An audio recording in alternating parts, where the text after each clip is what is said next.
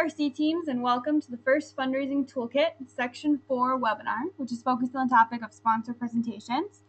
My name is Renee Becker, and I'm the first Fundraising Toolkit coordinator. And joining me today is Larry Lewis Jr., who is one of the main mentors of FRC Team 1511. And thank you for being on the webinar today, Larry.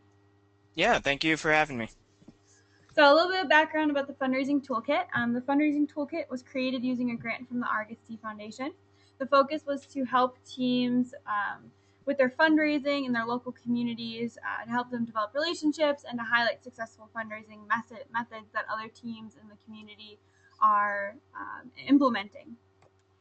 The goal of Section 4 is to help students develop presentation skills and to highlight presentation materials that teams have created to allow their students to go out to their communities, and to also talk about example team expectations that have helped teams utilize the students in their sponsor fundraising processes. In this section, we have materials from a number of different teams, but we've specifically talked with teams 15, 11, and 27 and talked with them about webinars and have gathered examples from them for teams to use and to view as examples for what their team could create and do. So to start off, Larry, why don't you introduce the team? Sure. So First Team 1511 has been around since 2004. We've competed in 9 seasons now. We're based out of Penfield, New York, which is basically a suburb of Rochester. Our area is mostly suburban and city sort of atmosphere, and we have many businesses in the area that we utilize for sponsorship. Our primary sponsor is Harris, although we do rely on other sponsors, as I'll get into a little bit later on.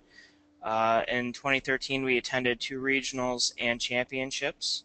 We have about 35 students on the team and 25 mentors, and every year we raise $15,000 to $20,000 with our fundraising efforts. And when working with the team, how much of this team budget is actually fundraised by students who are working with these local companies? So approximately 40%, and it varies depending on the year and the economic situation out there, but generally that's about what we raise. And that's made up of all the fundraisers that the students participate in, and the rest of our budget is made up from Harris and other, some other student fundraisers and student trip fees. All right. And how did the team really set the student expectations to do team fundraising?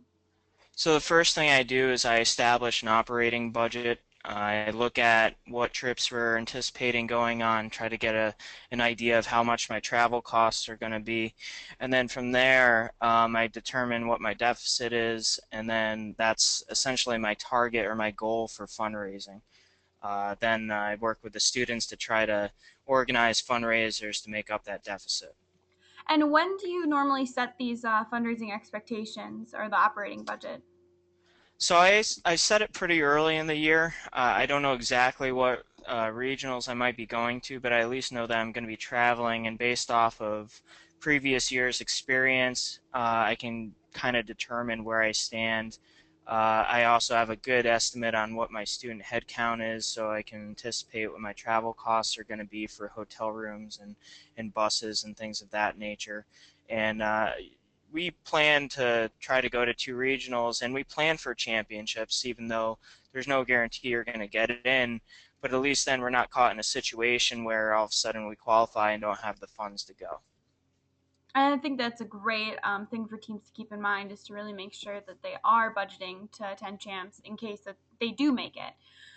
So can you talk a little bit more about the specific student expectations and how what type of fundraisers they're participating in on the team? Sure. So we asked them to participate in certain fundraisers over the course of the year. Our biggest one is the Patron Drive, and that's where they visit 5 to 10 businesses and try to raise $250 or more by visiting these different businesses and asking them for their sponsorship. And as a part of that, they have to give a sponsor presentation, and that's I'll get into the details of that a little bit more later on, how we do that. Also, we asked them to participate in 5 separate fundraisers, and these are fundraisers organized by the students over the course of the year. Could be anything from a bottle and can drive to something more elaborate and bigger scale. We asked them to try to each organize one fundraiser. Then that gives the opportunity for the other students to participate in fundraisers. And we do some other fundraisers every year, like pizza and candy sales after school, and then car washes in the summer. And if the students can't make those expectations, what happens to maybe their position on the team, or how does the team interact with those challenges? So we have a system set up where if they don't meet those expectations, they can still fully participate in the team. So they're still designing, they're still making parts, they can even attend competitions, but they may have to pay more out of pocket in order to attend the travel events. So we do at least one local regional here in Rochester, the Finger Lakes Regional, and that one we don't charge the students anything for travel. But if they want to go to some of our, travel regionals or championships, that's when we'd ask them to make up that difference financially, and it all depends on how much they meet their achievements or during the course of the year. And our expectations for what they need to do are determined in our handbook, and I put a link to our website there. Our handbook's right on the main page. But the fundraisers that I mentioned before are just some of the expectations that we have on the students. I found over the years that the teams that really set their expectations and follow through with them, and the students and mentors are aware of the expectations, are the teams that are very, very successful. So I think that that's important to note. Have a process for what the expectations are, and then what happens if the students or mentors don't meet those expectations. So thank you. So now, how do you prepare your students to actually go out and talk to people or sponsors about the team? So what we do is we do a few things. First, to get them comfortable with talking to people in the public, we do a lot of demonstrations and community service events. And during these events, we'll have people come up to our demonstration, and the students will talk to them about the robot, what is FIRST, and that gives them the ability to build some confidence when they're talking to people in the public. In addition to that, when we kick off the patron drive, which is our main fundraiser, we spend a meeting, which is about a 2-hour session, training the students on how to talk to the different business owners. We have an example speech, which I'll talk about a little bit later on, that they use to practice and basically asking for that sponsorship. All right, and then and I think that the specific that to do the patron drive training, the fact that you are having those mentors play the role of these business owners is a great way to really prepare the students and to give them some practice before they go out into the community. Absolutely. We actually have them play different types of roles. So we have one that might be playing the role of a big CEO in a company, and they're looking to give to some sort of philanthropy type thing. So they're more willing to give. And then we have smaller business owners that might have had a hard year, and they might not be able to give as much. So we try to get them used to the different types of businesses that they're going to be approaching, and get used to being told no. That's also really important because some businesses aren't in that financial situation. When you're setting up this practice training, do you typically give the mentors the specific roles and business background they have to play, or do you allow it to make it up on their own? It's a little bit of both. So I give them some guidelines on like what the size of their business is, what their role is in the business, and then ultimately, what they're able to give. So in some cases, I might say you can give, a lot of money because you're in the position to do so, and other times you can't give it all. And then it's up to the students to still give their presentation and work with that. So that's part of it. And then also the mentors put a little bit of their personality into it also. Some might be very happy and attentive, and some might not be as happy and attentive because you don't know who you're going to run into. And I'd rather they have a little bit of hardship here in the meeting as far as selling than going out in the real world and experience it and not be able to handle it. So um, that's usually how we approach it from the mentor standpoint. That's a great point. I've talked to FLL coaches before who have done practice judges present sessions with their teams, and what they do is they really give the kids a hard time, so that when the kids go into the judges room, typically they come out and say they were so much nicer than when we had to go through it with the coaches. So Yeah, that's exactly where you want to be. You want to kind of give them the worst case scenario before they go out there so that they feel comfortable with anything. And generally speaking, we haven't really had any problems with business owners not being interested, even if they aren't able to contribute funds. and do you have an example of the presentations the team actually gives the students to prepare? Yeah, we do. We have all the presentation materials on our website, including the sample speech, which I'll kind of get into here in a second. So I think that's actually on the next slide. Absolutely. So here's an example of what we talk about in the sample speech. First thing is giving a good introduction. So we have the student give their name, the school that they're affiliated with, and talk about the fact that they're on a robotics team. And then we ask the potential sponsor if they have any background in FIRST. If they don't, we make sure we give them an adequate background on what FIRST is. Then after that, talk about what the team does.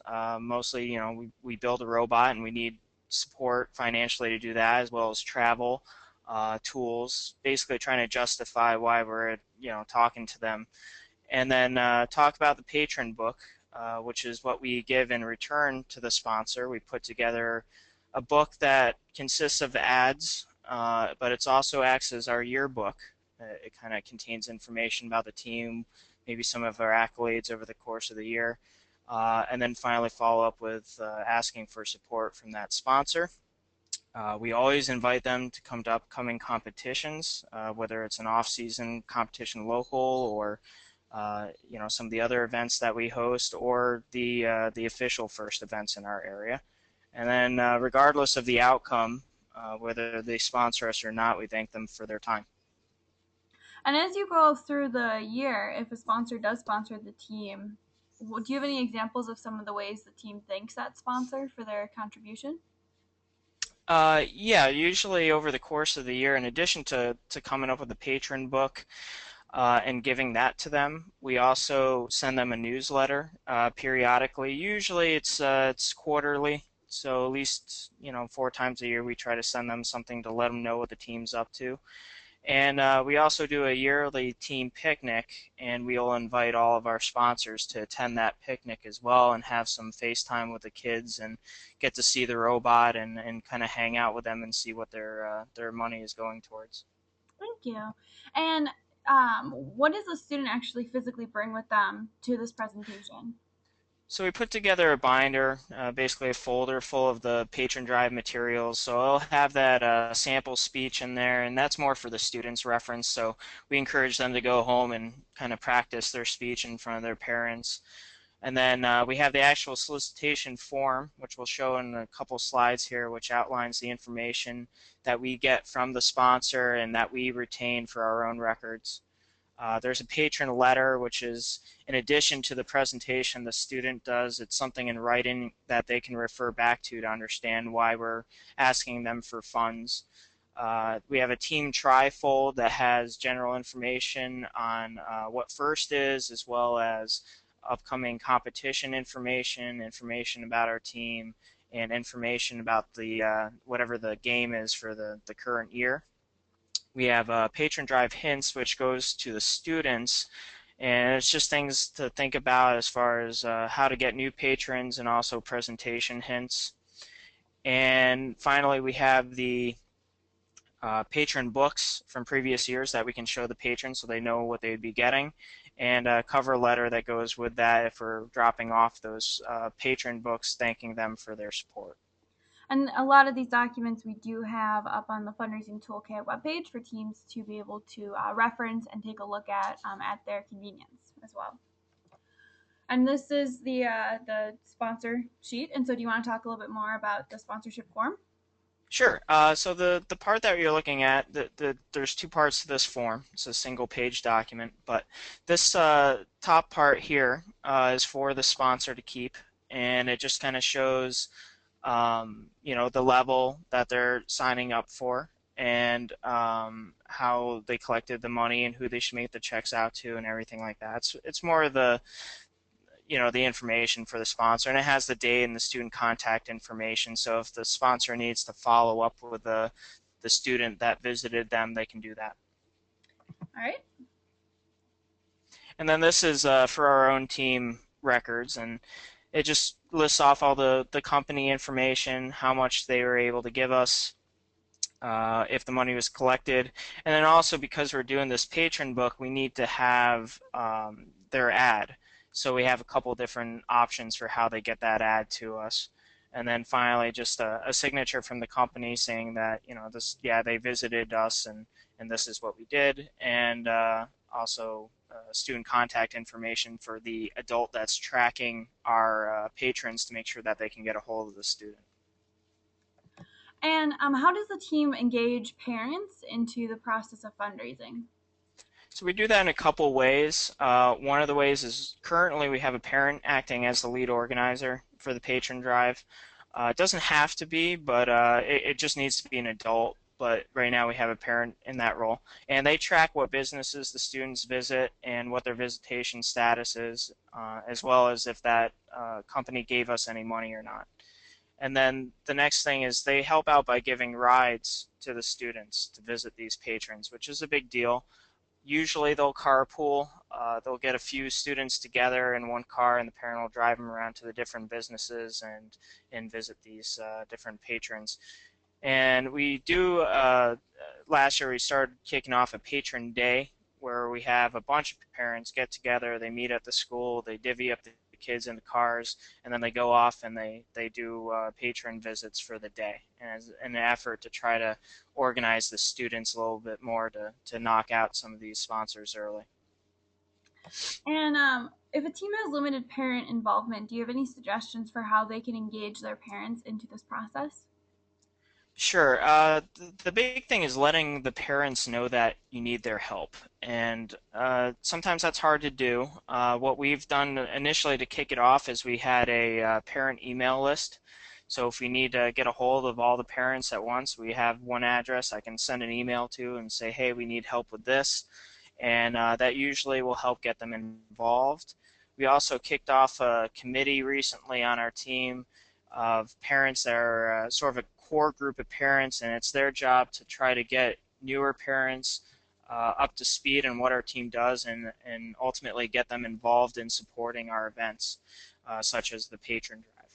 And also, every year I have parent info sessions, and I go over what the expectations are with the student and the parent to make sure they understand what they're getting into and what their students getting into.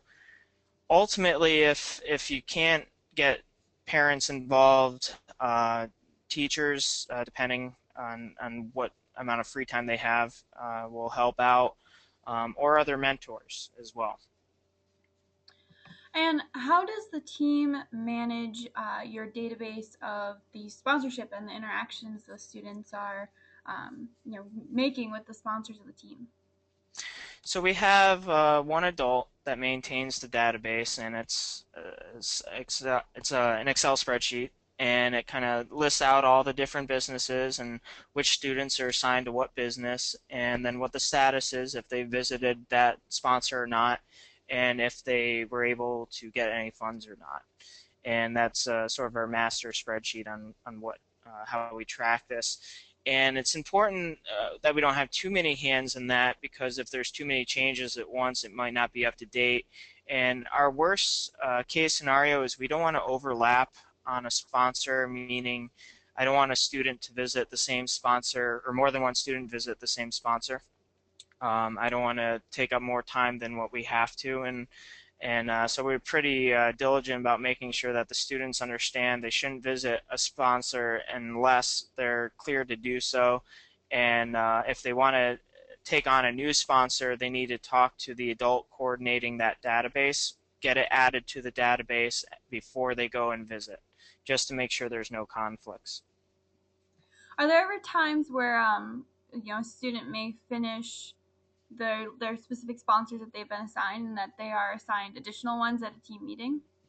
Absolutely. That's actually happened a few times where we've had a student that was very active with the drive. They went through their 10 businesses that they were assigned initially, and they wanted to take on a few more. And we usually have enough businesses listed where we can do that. So the adult that runs it will then give that student new businesses to visit. And do you have any best practices that the team follows during a sponsor presentation that you could share? Yeah, first and foremost, be professional. Conduct yourself in a way that you would expect in a business environment. So, just making sure we go over that. And they practice that during those sample speeches that we give to the mentors. Introductions are a big deal. So, we make sure that they introduce themselves correctly, say what their name is, what they're affiliated with, shake their hand, maintain eye contact, make sure they keep a positive attitude and smile. That's really important if you want to try to make sure that they understand you're passionate about it. Dress appropriately. So we usually have them come in team gear so that they can sort of validate that, yeah, they're with the robotics team. Again, being passionate.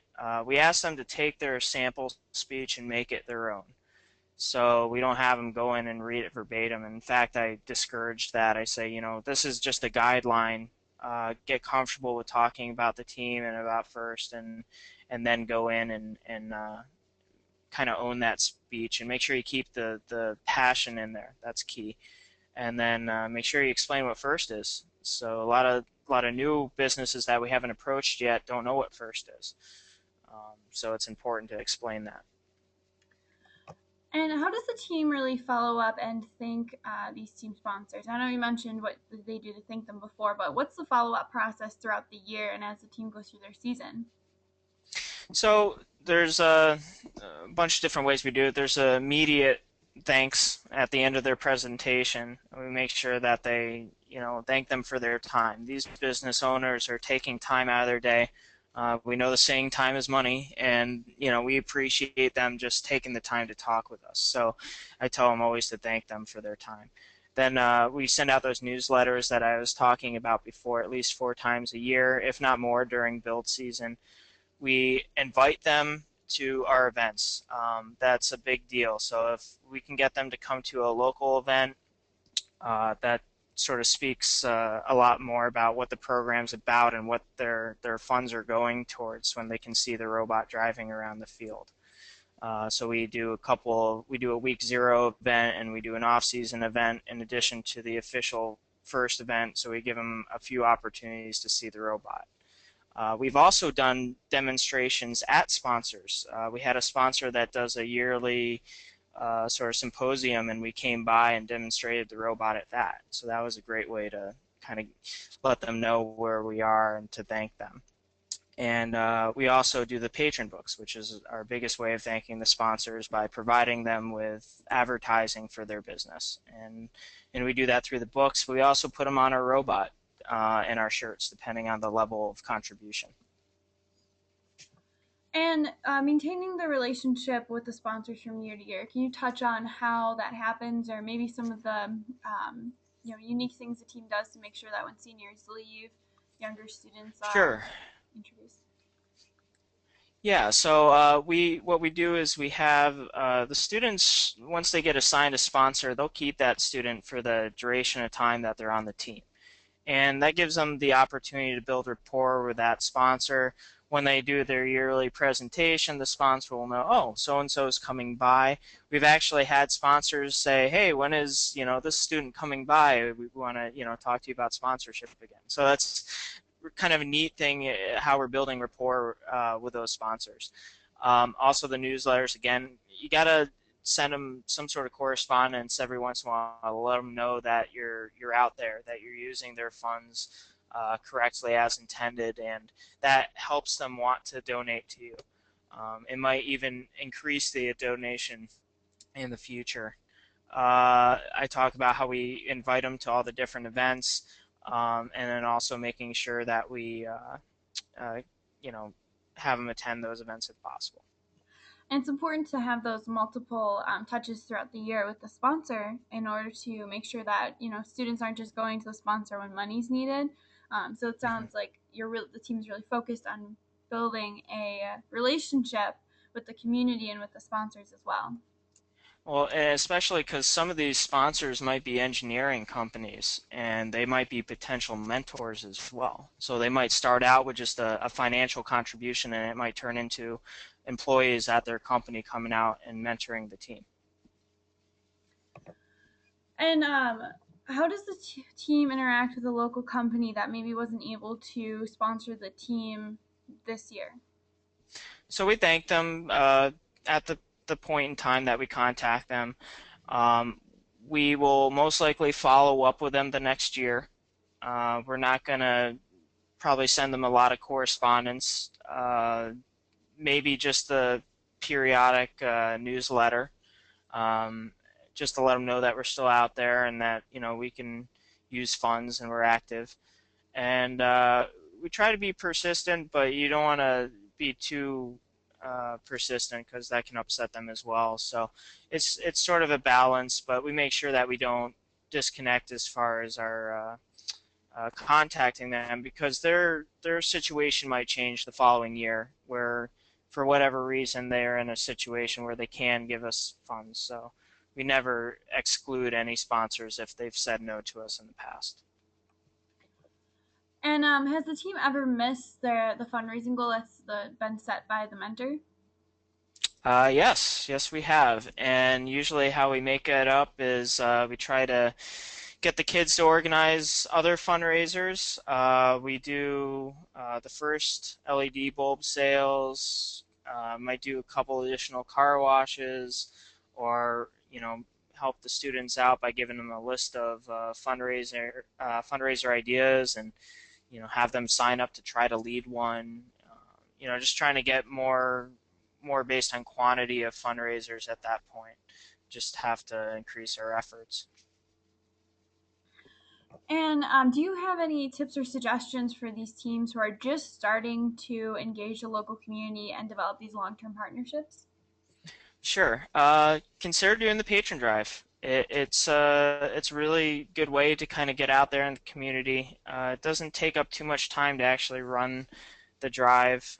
Most of the time is just by the one person that's maintaining the database, and then you might want to have a couple people work on putting together the book that you give out to the different businesses. That might take a week or two, but once you do those things, the rest of the time it's mostly the students going out and doing the actual fundraising efforts. Another way, and I always encourage teams to do this, is to do demonstrations in your community whenever you can. It just gives an overall awareness of your team. And I can't even think of how many times just going out in the community and doing a demonstration, how that's led to other opportunities for our team, either as a sponsor, they didn't know about us before and they see us out in public and they go, okay, we want to sponsor you guys, or we get a new mentor on the team, or we get a new student on the team. So just getting out in the community always is helpful. I always talk to my students and parents for ideas to work with the community. A lot of them have been in this community longer than I have, and they know of other organizations we should get involved with, or other opportunities for sponsorship or demonstration. So always, use the resources on your team.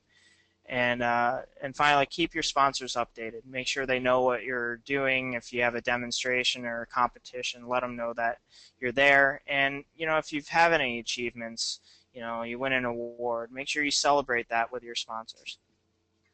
And for the teams, when they just start going out and kind of contacting or identifying potential companies that they want to approach, what type of research do your students have to do prior to even setting up or approaching the sponsor for a presentation? So we do have the students look at what businesses they are visiting and getting familiar with them if they're not already. So sometimes they're already familiar because their parent works there, or they inherited it, and the student that had it previous to them gave them a rundown of what the company does. But if it's a newer company, we we have them at least visit their website and try to understand what they do before they walk in the door.